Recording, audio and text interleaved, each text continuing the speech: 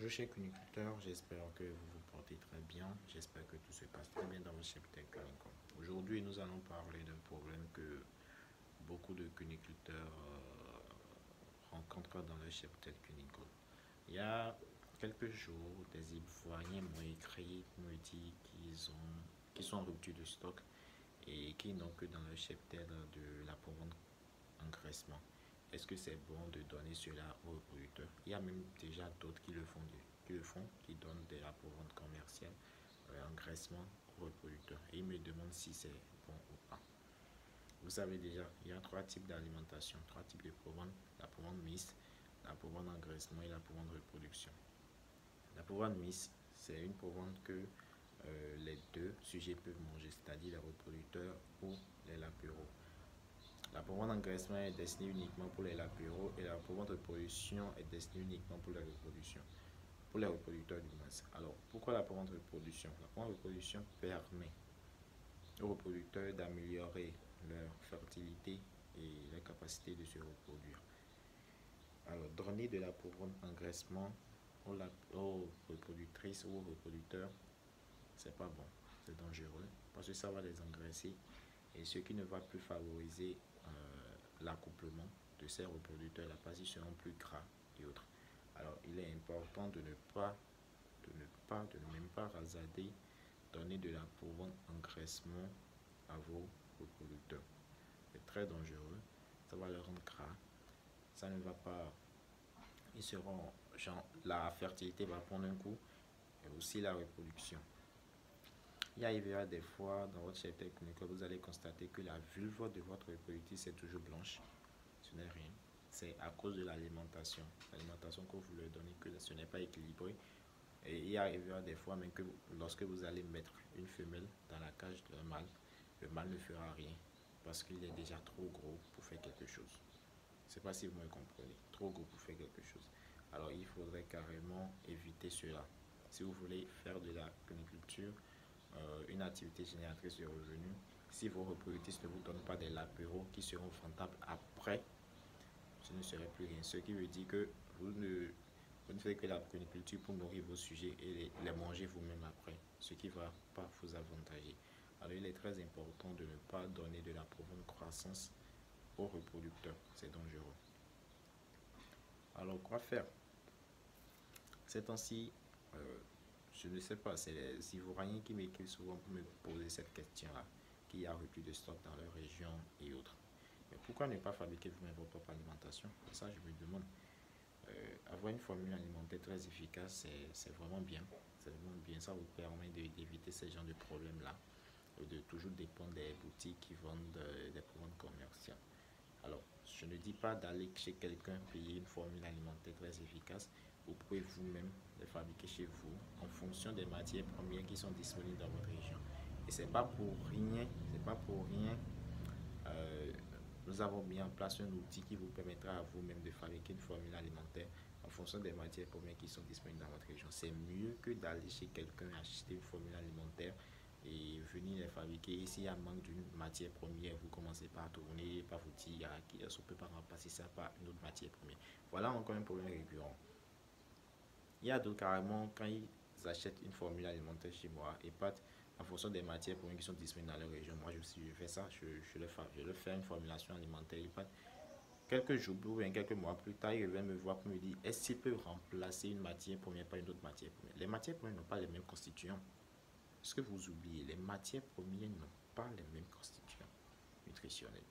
Donc lorsque vous allez vouloir dire que vous allez remplacer une matière première par une autre matière première, il faudrait que la formule soit revue complètement pour voir si on remplace la matière première dont vous parlez par une autre, est-ce que ça va répondre aux besoins alimentaires du sujet, de l'alimentation du sujet dont vous voulez fabriquer. On ne remplace pas pour remplacer, on ne remplace pas. Quelqu'un me dit carrément qu'ils n'ont pas de soja dans leur région, ils ont de l'haricot. Est-ce qu'ils peuvent remplacer par de l'haricot? Comment on peut remplacer du soja par du haricot? Ils n'ont pas les mêmes constituants nutritionnels. Je dois revoir encore toute la formule alimentaire, revoir encore, réajuster les kilogrammes de matières premières pour que ça réponde. Vous ne pouvez pas juste remplacer pour remplacer. C'est ça l'erreur que beaucoup font. Et je leur dis carrément, au lieu de dépenser énormément pour refaire des matières et des formules alimentaires, prenez carrément mon outil. Ça va vous aider. Je vais vous montrer comment utiliser l'outil pour faire des formulations alimentaires. C'est ça qui est très simple.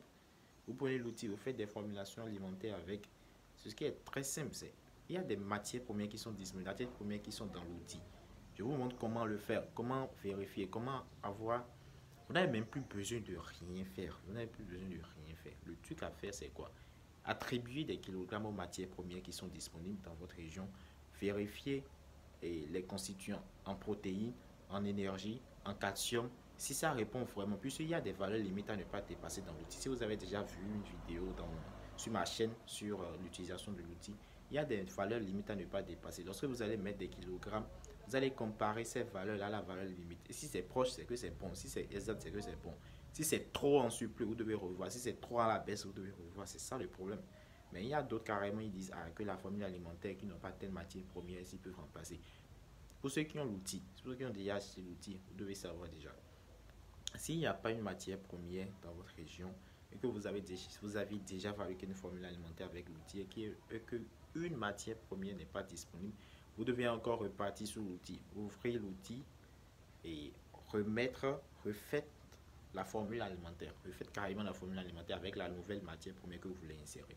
On ne remplace pas pour remplacer. Vous allez refaire, vous allez voir qu'il y aura des insuffisances au niveau des valeurs qui vont s'afficher, soit au niveau de l'énergie, soit au niveau de la protéine. C'est à vous de revoir les matières, les kilogrammes des matières premières. C'est de ça nous parlons ici.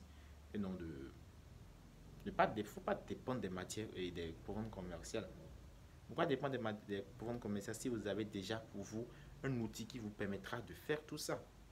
Faire tout ça. Il y a carrément une question que d'autres me posent. Pour vendre farineux, c'est pas bon pour les lapins. Pour vendre farineuse, ce que moi je donne souvent, c'est pas bon pour les lapins. Ouais, c'est ce qu'ils disent dans la théorie, que c'est pas bon, ça va leur créer des problèmes respiratoires. Il y a une méthode pour le faire. Vous ajoutez carrément de l'eau ou de l'huile rouge et vous mélangez, vous leur donnez, ça va leur créer aucun problème. Et en plus de ça, je crois que la poudre farineuse est plus mieux parce que il y a des médicaments que vous donnez, vous mettez dans l'eau de boisson pour les lapins et ils ne mangent pas. Je ne mens pas, je suis cuniculteur, je sais ce qui se passe, ils ne mangent pas. Il y a des fois carrément, lorsque vous allez administrer genre une vitamine en poudre, et vous leur mettez ça dans l'eau, ils ne boivent pas. La meilleure des choses à faire, ce que moi je fais carrément, c'est de mettre euh, le médicament en poudre là, je mélange ça avec la poudre farineuse et je mélange ça de telle manière que ce soit homogène. Et quand vous leur donnez ça, alors quand ils vont manger, vous êtes sûr qu'ils ont mangé, qu'ils ont pris en même temps la vitamine ou bien le médicament en poudre que vous avez mélangé. C'est ça le problème. Vous avez vu, sûrement vous avez déjà constaté dans le cheptel que vous donnez de l'eau de boisson, vous mettez un médicament dedans et ils ne mangent, ils ne boivent pas. C'est ça. Mais lorsque vous allez incorporer cela dans l'alimentation farineuse, ils vont manger. Donc d'autres disent carrément qu'ils n'ont pas, je ne peux pas donner de l'alimentation farineuse au lapin. Et que, essayez voir. Ajoutez de l'huile rouge, mélangez. Vous allez voir ce que ça va donner. C'est ça le problème. Récemment, j'ai aidé un Ivoirien qui a pris mon outil et avec l'outil, il a fabriqué, il a fait une formulation alimentaire farineuse très propre. Et il m'a fait une vidéo en me montrant la quantité d'huile rouge qu'il a mis dans la provence.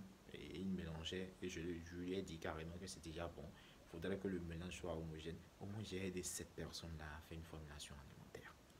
Et jusqu'à présent, il ne s'est pas plaint. Il ne s'est pas dit genre que ces lapins fait de la diarrhée et autres. Non. Ces lapins font de la diarrhée du moment, c'est autre. Non. Il jouit de son alimentation actuellement. Il ne dépend même plus des boutiques de vente commerciale. C'est ce que vous devez faire. C'est ce que vous devez faire. Ne dépendez pas des boutiques de vente commerciale.